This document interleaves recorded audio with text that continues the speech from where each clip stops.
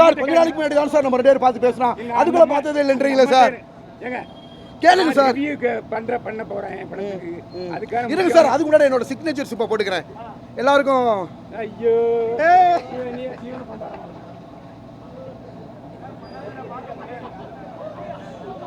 வந்தியா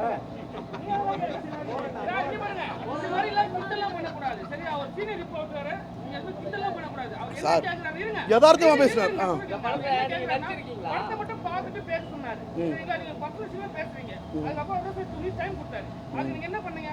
சார் நான் இதுதான் பண்ணேன், அவர்கிட்ட சொல்லிட்டு தான் பண்ணேன்.